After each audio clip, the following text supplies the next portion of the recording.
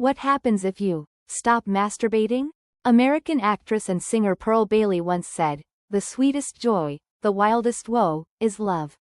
And indeed, love is both a source of life's greatest bliss and one of its deepest pains. It connects us, teaches us, and sometimes, it breaks us open in ways we never expected. The paradox of love and self-preservation. At some point in life, many of us face a painful realization that loving someone does not always mean staying with them. There are moments when love and self-preservation stand on opposite sides of the same road, and choosing yourself becomes the bravest act of love there is. The beginning of detachment. This is where the process of detachment begins, not as an act of coldness or indifference, but as an act of self-respect and healing. The art of surrender. Imagine holding a balloon in your hand.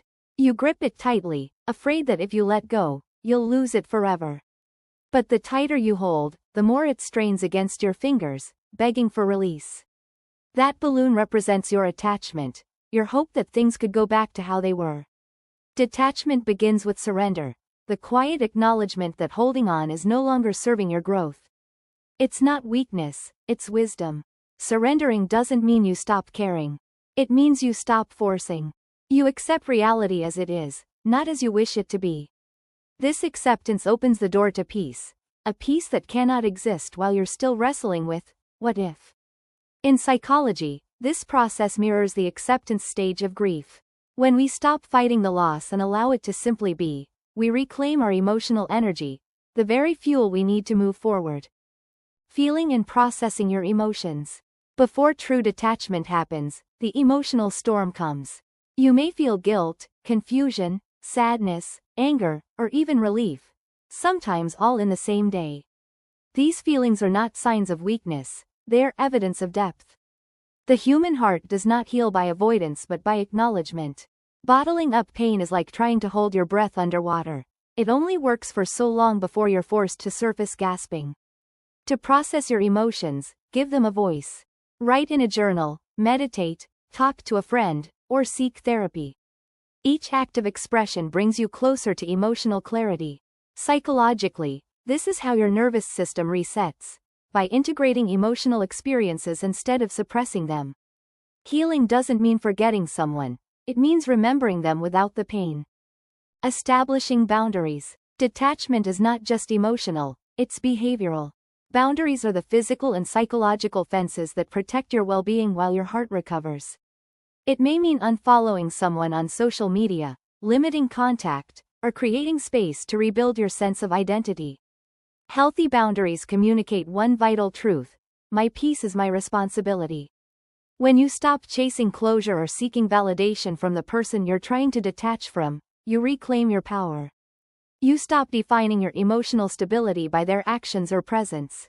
And this, perhaps more than anything, marks the beginning of true emotional independence. Redirecting love through self-care. Love is energy, and when that energy is no longer directed outward, it must be redirected inward. Self-care is not selfish, it's sacred. It's how you begin to rebuild your emotional architecture after a loss. Reinvest the love you once gave to someone else into nurturing yourself. Go back to your hobbies, reconnect with friends, explore new interests, and allow yourself to rediscover joy without attachment. In neuroscience, this process is linked to neuroplasticity, the brain's ability to rewire itself through new habits and experiences. Each act of self-care literally rebuilds the neural pathways of love, not for another person, but for your own life. Cultivating a support system. No one heals in isolation. Even though detachment is an internal journey, connection remains essential.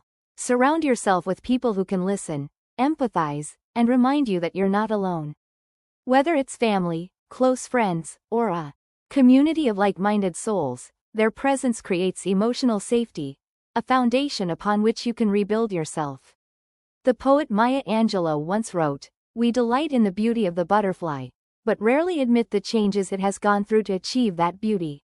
Detachment is exactly that transformation, the painful yet powerful metamorphosis that teaches you how to love again, not from need, but from wholeness. Final reflection. From attachment to freedom. To detach from someone you love is to grow through one of life's most transformative paradoxes. You let go not because you stopped loving, but because you finally started loving yourself. In time, you realize that detachment doesn't mean you've lost love, it means you've refined it. You've transmuted it into wisdom, clarity, and inner peace.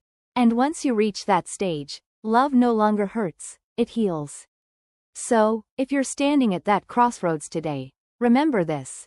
Letting go is not the end of your story. It's the beginning of your return to yourself.